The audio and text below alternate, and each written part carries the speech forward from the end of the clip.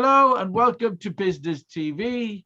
Today with the very lovely Rachel Bentley, who is, a marketing and business coach. I got to read, because Gareth always has a go at me, right, Rachel, because the thing is, what I do is I write all of this stuff in the description and then I don't read it properly, or he says, you make it up as you go along sometimes. And yeah, I do. I like to make things up as I go along. So anyway, today we talk to Rachel Bentley, who runs the Small Business Marketing Coach. Rachel is a marketing and strategist and mentor, helping visionary business owners stop faffing and start focusing on getting dream goals instead. Today we'll be talking about not being perfect, which is something I know very well. Me too. And about how we are failing to serve ourselves by giving ourselves the highest expectations across the whole of our lives. You do have a choice, Finding balance in an unbalanced times is not always easy. Sorry, I'm struggling here because I've got this blooming Moggy keeps trying to interrupt me. Oh, shoo, do what you're going to do, cat. Sorry about that. Hi, Rachel, how are you? I'm all right, thank you very much. Not perfect, as you know. Yeah, well, I don't think anybody's perfect. There's no such thing, is there? No. But we have, even though I say that it's, it doesn't serve us, I think it's human nature that we want to try and be perfect. I think, yeah, some people do think they are. It's like the song, isn't it? Oh Lord, it's hard to be humble when you're perfect. I think it's the number of people that say they've got imposter syndrome, which means that they're trying to be one thing, but they're actually another. Yeah, that's dissonance, and I know that that I'm not perfect, but even so, as I sit here, I think to myself, oh, what if I do this? What if I do that? In my video, in the video or in the live, what happens if that? So my brain is working like that, even though I'm safe. I'm not got a bear chasing me, or I'm not going to go hungry. I've got shelter. So all those fear things that we have in ourselves are there for a reason, to keep us safe, even when we are safe already. Yeah. Do you think though people focus on the negative? One of the examples I like to use is, because I think people do focus on negative more than they do positive. And I say to people who are doing newsletters, for example, people, when they first do their first ever newsletter, they will take all the time in the world, they'll check it, they'll do all the grammar, they'll check the pictures, all the links, they'll do all of that, and then they'll send it, and then they'll get an email notification saying so-and-so unsubscribed. And then they focus more on the fact that people unsubscribe than 10% of their audience unsubscribe, but 20% click the links, and they don't look at that. They look at the negative side of it, and then they go, oh, I can't believe they unsubscribed. Yeah, and I've got a client who actually rings his unsubscribed. Really? Right? Yeah, just to make sure that they're meant to do it, because he doesn't have a massive list, and most of them have signed up because he's personally met them, because he's got that sort of business. Okay. And you might say, well, is that GDPR-ish or not? Well, I don't know, but we often give people a chance to give us feedback about an unsubscribe, or to double check that they should have unsubscribed. And he's such a nice guy. He's not going to do it in a way that upsets anybody. Yeah. And I actually think that, I do online marketing and I do online marketing coaching, but I very much think that we have to think about our marketing as person to person. It's not business to business. Yeah. It's person to person. And if you've got that sort of business that doesn't have a several thousand number email list, and you've got a personal business, then actually there isn't anything wrong in checking in and making sure that it isn't a mistake, or in fact that they're just getting fed up of the number, and maybe you could put them on a different list that means they get, I call it a TLDR. I'm sure you know what that is, too long didn't read. They could do a monthly update with everything that they've been talking about, and I think that we do get too frightened about the problem and not the solution. Although as a coach, of course, I'd rather give somebody the tools to solve rather than totally and utterly give them the answer.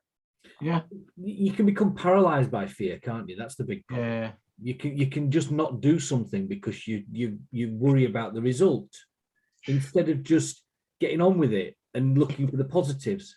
Yes. Yeah. Do you know, I was thinking about this morning, and I've meant to look up the name, but I think it's Susan Jeffers. Feel the fear and do it anyway. And I won't name names, but I've got a dear friend that I have met online during COVID. We don't live far away, and she's also somebody I've met personally. She's absolutely lovely, and she was scared of flying, and the first time she flew, she did a parachute jump. Oh wow! Oh wow! It is Susan Jeffers. You're right. Yeah, thank you for Googling that. Yeah, I just quickly type it in and do a quick Google for you. Well, I get accused of not focusing because often at this point I'd be going like this because I have loads of books on the back here because, you know, again, I don't, as a coach, I don't have all, have you got it yet? On 2 shelves either side, yeah. Yeah, well, I do have the book somewhere, but it's not on my shelf. But the point is that sometimes as a coach as well, we think we have to know all the answers to help our clients find them. And yet one of the biggest takeaways with one of my clients was when I told him about the brand coach who's an ex-film writer who helps people get to grips with what their own personal brand is. Right. And again, I shall look, I've just forgotten the name of it, so I shall just look now and hopefully find it. And I can't. I'll have to come back to that in a minute. Come back to that one. It's funny you say about, we're talking about the fear there of doing stuff and everything. It's quite strange because I meet people who don't post on social media just in case they are judged. Me. Yes. You don't, just in case, and you don't want to get into long debates about stuff. Don't want to get into long debates about stuff. I'm like that. Well, one of the things you can do is have an opinion and tell people that it's your opinion and say, I'm really happy for you to comment. However, if you comment X, Y, or Z, I reserve the right not to actually engage with you. And I did that about vaccines because I'd had a bad reaction to a vaccine in my third one, a very bad reaction. And I actually wanted to tell people I'd had a bad reaction because it made me feel a bit awful, actually, but I still would have another one. And I wanted to say to people, this is what happened. This, I got a yellow carded, it's called, but it's fine. I'm glad I had that vaccination. And I said, I don't mind if you disagree with vaccinations, but I do not want you posting on my comments here, please. You will be removed. And I got nothing but positive. I had about 40 comments, which were all positive or engagements. Now, the problem is that when we hide ourselves, what we're actually doing is, if we do have an opinion, we keep it to ourselves for a reason. Is it because we think it's going to be divisive? You know, Gareth B, I would ask you that. Is it because you think I just can't be bothered getting engaged? Yes, that's partly. Yeah. So, you know, the two things are, if you think it's going to be divisive, if you think you're going to be putting yourself out there, I might not be popular. The thing is that if it's really extreme, maybe not. But also sometimes it's about finding people who share your same belief system. And Simon Sinek talks about this in Finding Your Why. And he talks about the golden circle. It's worth Googling it. He does a 5-minute run through on YouTube. And in fact, I'm talking about that later today. But he talks about the fact that you can attract people who believe in the same things as you believe in. And I think sometimes we have to be chalk and cheese. Yeah. So yeah. I think there is that. Now the other thing is then it's about boundaries. And if you actually state your boundaries or just have some boundaries about what you will or will not accept on social media, then I think it's about then saying, right, this is a process now. It's not emotion. Yes, there's emotion in it, but it's process. And that gives you permission. Process and permission are all part of the work I do with clients. Yeah. Wow. That's quite interesting. I always say to people at the end of the day, there's 3 types of people in the world.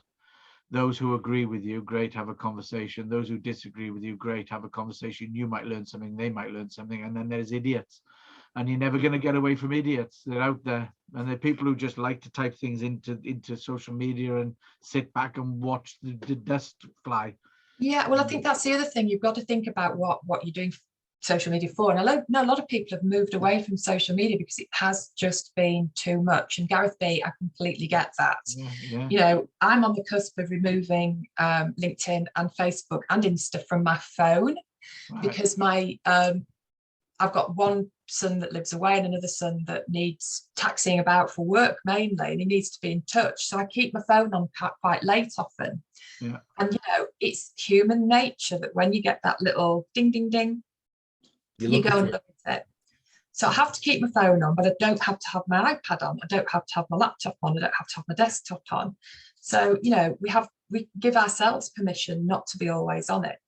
Yeah. But, you know, the mistake with coming off social media altogether can be that you've got, you know, like on LinkedIn, for instance, LinkedIn, even if you don't think you've got any clients on LinkedIn, LinkedIn has one of the best SEOs ever. So if somebody chooses to search, you know, Gareth James, Clockwork Eye, I'm almost guaranteed that your LinkedIn profile will come up first. Yes. Yeah. So the mistake people make is that say, well, I haven't really got any clients on LinkedIn. No, but you've got some clients. Unless you've got time to work on the SEO on your own website. Some of my clients don't even have a website. I don't say you need one. No. It doesn't have to. But if you can be a little bit active on LinkedIn and say what you believe in on there and do a little bit of an about page that tells people how to get in touch with you, that's better than not being anywhere. And it's better than not engaging. But if you can engage and you can post, then that's interesting. Yeah. But, you know, I'm experimenting with audience building. I've been using LinkedIn newsletter. I've got creator mode on LinkedIn. You know, I don't get a massive read of my normal posts. Articles, 45 in 2 years. Right. First 6 hours of having a newsletter, 10th of December 2021, I'd had 200-ish in 6 hours. And I think whatever that sum is, it worked out as a 1,856,000% rate increase in rate of views. And now I get, and that's an article. Newsletter is effectively an article, but the way it's marketed within LinkedIn is brilliant. It's wonderful. So, you know, now I do them and I'm guaranteed more or less to get 400 views on an article, a long form article. Yeah. And I've had people engaging with me that haven't engaged before. And I've had people who are important in my circle, like I'm doing a master's kind of style thing for coaching and mentoring. And my supervisor, who I love, but I wouldn't have expected her to be looking at my stuff. She goes, I'm really liking this thing that you're doing. It's called Faff Free Friday, if anybody wants to go and look it up. I was going to talk about that next, Yeah. There you go. It's a good segue to bring into Faff Free Friday. It really is a good segue. Just going back slightly where you said there about the SEO, power of the SEO from LinkedIn and stuff, Facebook the same. I literally typed in, did a quick search on Rachel Bentley, and in the top 3, number 2 and number 3 are Facebook and LinkedIn. Yeah. And it's people called Rachel Bentley on Facebook profiles. Yeah. So yeah, it is a massive. The fourth one is the fourth one is actually Wikipedia. It might be Rachel Bentley, the artist, because that's the other thing. I'm a part-time artist, so I've got Rachel Bentley artist as a page, and actually there was a Rachel Bentley artist, so you know, hey, she was really good. Yeah. You know, Instagram. Yeah. You know, the thing is that we get very worried about doing the right marketing and doing, I'm going to get a website that's going to cost me several thousand to design, to put up there, to look after, to get somebody to do my SEO, to write blogs for me. And I have no problem with that industry at all. I want to make that clear. What I do have a problem with is the fact that people think there's something to fix. Yeah. And yet if they actually took a step back and looked strategically at the business, like I was saying about the guy who's only needing a few clients, you know, sometimes we don't need to have these perfect, go back to perfect, these perfect marketing funnels or these perfect automations or newsletter or anything. You know, actually just getting out there and talking to people physically and working out if you can do business together is what we used to do. Well, we can still do that, even if we're online. You offer online networking. It's a place to start to build those relationships. Yeah, exactly. I have a very funny story about that entire scenario. I know a lady who does yoga, and basically I was talking to her one day and she said, oh, you know about websites and stuff. And I said, right. She said, I want a website. I said, why? She said, because everybody else has got one. And I said, but why do you need a website? She said, well, because like other people have got websites. I said, but the problem is once you have a website, you have to maintain it and you have to use it and you have to, otherwise it would just be a waste of money. She said, oh, she said, right. I said, well, you know, what other marketing are you doing to try and get clients? She said, oh, I use Facebook. I've got a 3-month waiting list. I'm like, you don't need a website, okay? No, and you know, there is a bit of an interesting sub-story to that as well, actually. You know, the waiting list bit. Yeah. So that can be really tempting to not market. Now, I completely agree with you totally with that website, by the way, but I just wanted to pick up that little thread, if I may. And of all things, I had this with our school, because we went from being undersubscribed, very long story. This is junior school years ago, very long story, but it was to do with the way that a local grant maintained school got their people, but they had to have an LEA place. So our school used to be targeted for the LEA place, and then they all used to go to the grant maintain. And we didn't know until September. So you can imagine roll was getting lower and lower. Yeah. So we did a lot of work, and I was volunteering and helped them to get PR, and they were getting loads of people coming to open days. It was great. So this year I went and said, right, we're doing this again, doing the PR. She went, no, because we have a waiting list now. Okay, so is that a time then to stop? No, it's time to carry on. No, it's time to carry on and make it longer. Make the wait list longer. You know, explain to people that it is exclusive. That's why we have a waiting list. Absolutely. Yeah, exactly. And then the other thing is, guys, if we have a waiting list, what does it allow us to do with our prices? Put them up. Yes. Make the waiting list slightly shorter, but do half the work. The other thing is that when we actually talk about price, which is a whole other topic, which I won't even start on, but there is one thing about it. By underpricing, which is something that a lot of businesses do to start off with, or discounting or whatever, we're forgetting that, you know, I've had 35 years of experience in business. I've been well trained, you know, I'm worth 35 years, even without the work that I am doing and the results I get. I am about to change my prices. When Gareth, you asked me what 2022 is about, well, this is about me getting back to my 2020 road, if you like. And then one of the things is I am increasing my prices, and I get paid a lot per hour already, in my opinion. In my head, that sounds a lot, but it was other people who'd said to me, that's really cheap. Yeah. Which made me actually look at that. Now, I don't have a big waiting list because I don't encourage it. I don't want to have a big waiting list, but I'm more or less fully booked, and I do want to work with people at a deeper level. And you have to have that level of self-investment to get the results when you're coaching somebody as well. So that's another thing to think about. And I suppose people have to feel the value as well. If you are too cheap, or if you are free, then there's no value in it. To them, if they spend 50 quid on a session with you, Rachel, and they think they've got 50 quid worth, you know, it's just not what it is. You know, it's just not what you're about.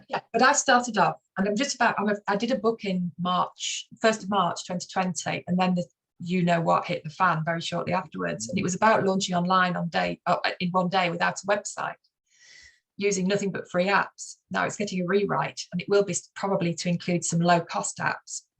But the point I was trying to make was that sometimes we just need to take imperfect action and get launched and do it. And that's what I'd done. I'd been challenged to do that by a coach that actually the government provided me for free, and I'm a Yorkshire girl, deep pockets, short arms, free coaching, let's have it. And she was giving the same sort of coaching I'd give, but you can't coach yourself. But she actually challenged me between 2 sessions, launch. I was renovating a house. I was sitting in what is now our bathroom, and it was a storeroom. You know, I was launching, sat on my knee, and I kind of thought, yes, I've got the advantage of the marketing knowledge, but I'd not done that before. So I took a comfort zone price for that, and I had like a power hour, and it was 35 quid. Yep. Nothing. Yeah. But it got me launched, and it got me testimonials. What I didn't do is do it free, which is what a lot of people are doing when they're setting up something new. Let's beta test it for free. That £35 hour now, if I did it, it's going to be about 99 quid. It's going to be more than that soon. I've done research on power hours. They're not brilliant, but they're a way of getting people in. Yeah. But the point I want to make is that you sometimes have to think to yourself, I'm going to start somewhere, but also I'm going to think about where I'd like to get to. And that's where the strategy comes in. There's no value in free. No. There's no value in free. We've seen it with our networking. We've had 3 weeks and we'll get loads of bookings and nobody turns up because there's no value in it from. If you put your hand in your pocket for a £5 for a networking event, you're going to that networking event. Yeah. I have the free Q&A session for video marketing, but that for me is obviously a lost leader to find out who's interested in video marketing, and it's an hour. And again, I'll get bookings and I'll get people not to. I mean, when I was saying to you before we started about the fact that in COVID, I did I had 150 people sign on for the first ever free training I did. I had zero list because I was doing the work one-to-one with people. So I had a bit of a list for that. I'd also done the book 1st of March and I'd given some copies away, e-book. It was £7 if somebody bought it, which people did, but I'd been giving it away to get reviews.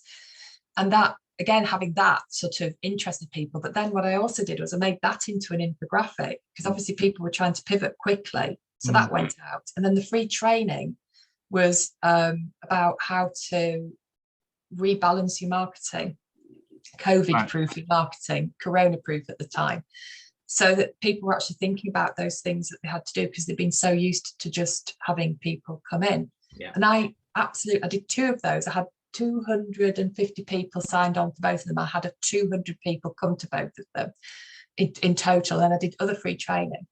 Now, as time went on, and now that whole appetite for that free challenge style training is really reduced. And I think that, like you say, a Q&A, a little short session with a few people, it's probably more valuable now than doing those great big bums on seats. And going back to what we were saying earlier about social media and about people counting when they got unsubscribed. Yeah. Both of those things don't matter. Social media engagements don't matter. If somebody unsubscribes, it doesn't matter. If I had 150 people sign on for my free training, it doesn't matter. That is marketing. But the problem is it's not a sale and you're not making any money until you sell.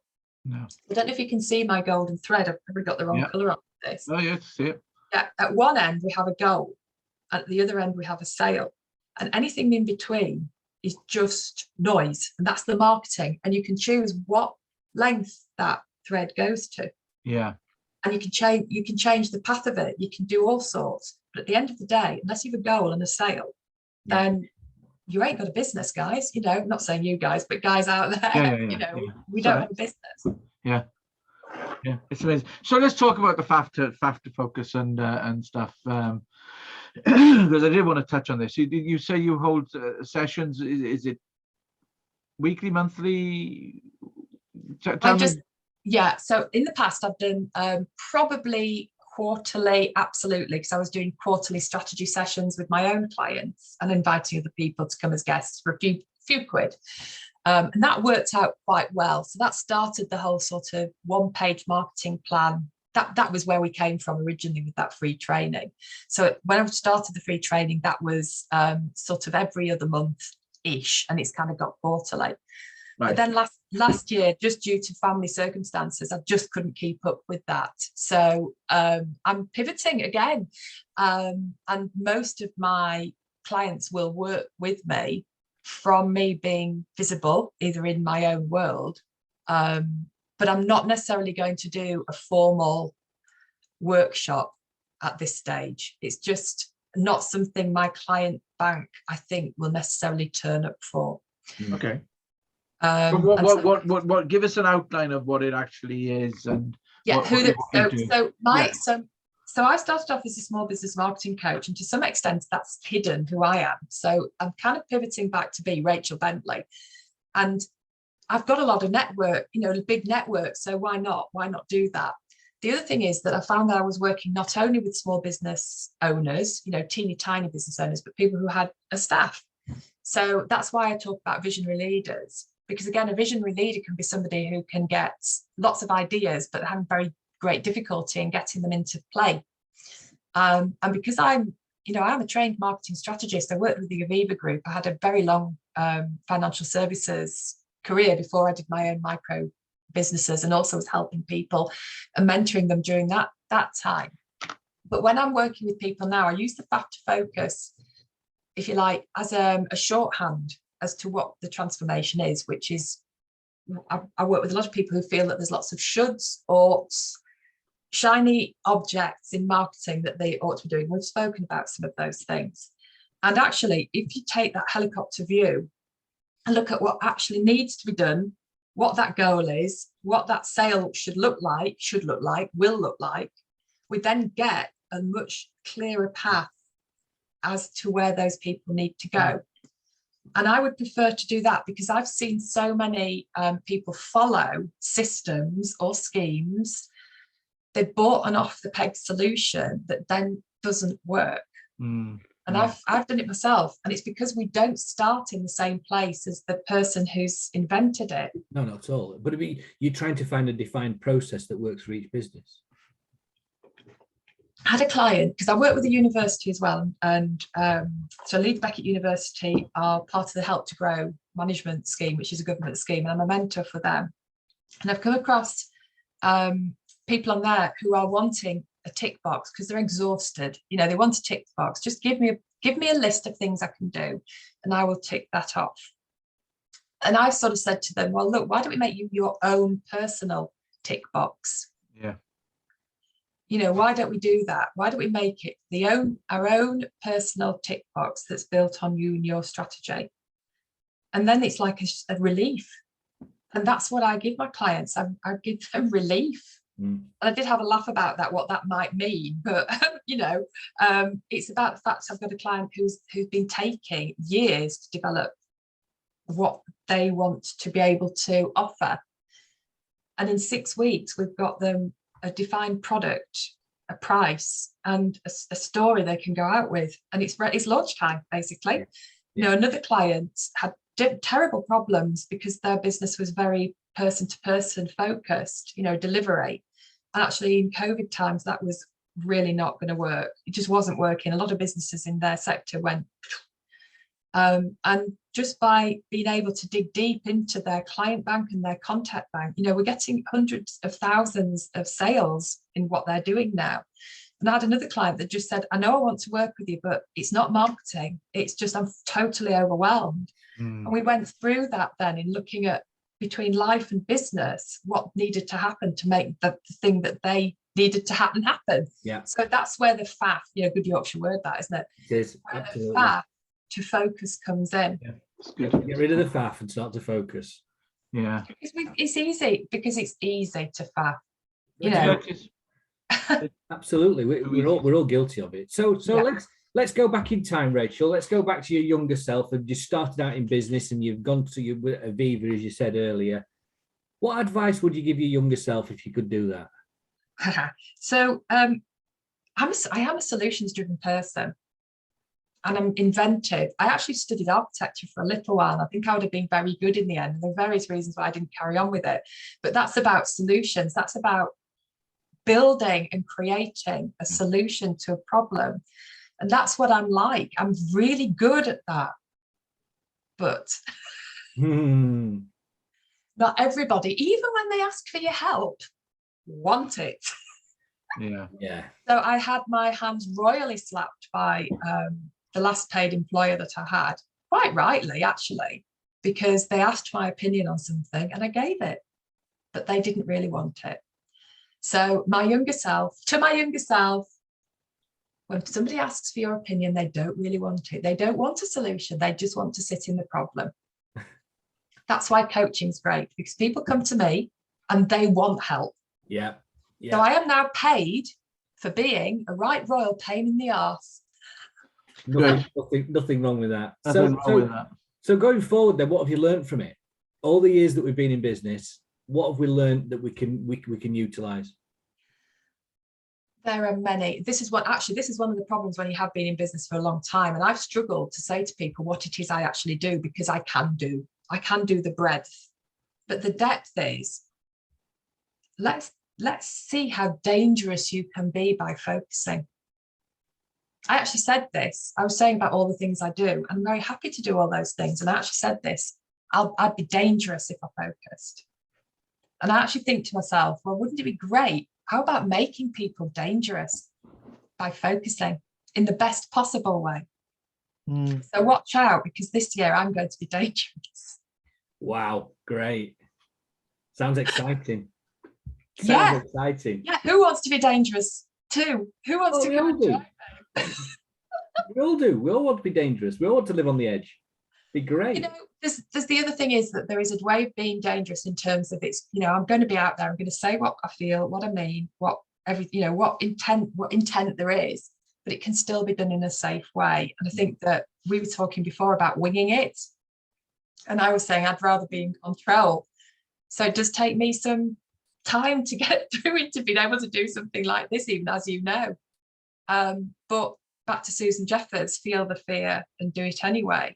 Yeah. Because, you know, if we're better to look back and regret something we have done than look back and regret that we haven't done it. Yeah, without a doubt. So finally, before we close off, we ask all our guests on the TV program about their favorite apps, productivity tools, website tools, things that they use on a daily basis that could help the other viewers. So what do you use, Rachel? So I like AppSumo, which isn't an app, but it actually offers really, AppSumo. So I'd really recommend having a look at that. I do have an affiliate link, but I'm not going to press that on anybody. But it's they work with people who are wanting to grab attention and audience. And the way they do it is to offer apps at a reasonable price for life. A lot of these, not all of them, but for lifetime value. The brilliant thing is that you can try it out, you can give the developers feedback and then give it back and get your money back. So if you don't like it, there's no risk. We talked about risk. So I, from there, have had all sorts of apps and I have given some of them back. Some of them I've kept and kind of thought I might use and might not do. But I've had things like lifetime ownership of a social posting app called Promo Republic. I use their own calendar, which I do use daily, which is called TidyCal, and it's incredibly flexible. It has some glitches, but I tell them, and they're great. They come back to you. But it was $19 for lifetime value, and I have everything on there, and it links with my Google Calendar. And I'm not the best organized with my calendar, but it's revolutionized how I do my, you know, I can book a Zoom cuppa through it, but I've got so much breadth with it that I don't feel like I've had to compromise. And I think that is really important, especially when we're trying things out. We should learn, you know, review, revise, and do it again. And I suppose this is what these app developers are wanting. They're wanting to get people involved early so they can work out the bugs and give an offer for the early adopters.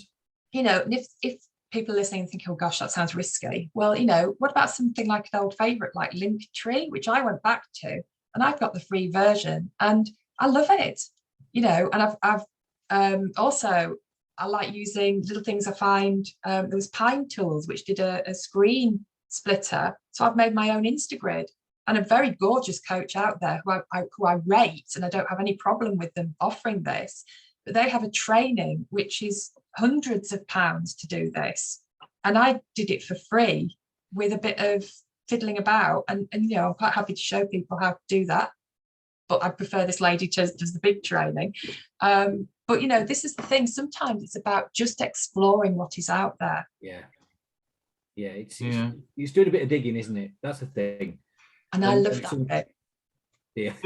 I quite like that. I like trying new things, new apps and stuff like that. I mean, we built Netopia on a platform that is literally a year old, or a year and a bit old, and we were quite early adapters of that. And we have our little meetings in there on Friday, the coffee mornings and stuff. But again, that was trial and you know, persistence as well, because yes, there's glitches in things. But like you did, what I do is I feed back saying, right, this is a problem. And they go, oh yeah, ooh, because they haven't encountered that. either, you know. So you know, I one of the other ones I'd mention, I think, while I'm on, is Member Vault, which is it has been a free app. Now it's not going to be free going forward, and they've put a very good business case why that is. Now it's caused some kerfuffle with people that have used it, but it's actually a courses site, but it can be so much more. And it's going to be something that people can set up their own blog, their own website, and there will be a charge because they want to limit the number of people they work with. yeah. But the point is that to get started, for me, I actually wrote my entire group sales page on there, and I sold out my group course in 2020 and 2021 without writing, the first one anyway, without writing any course content, because I didn't need to because of the way this was set up.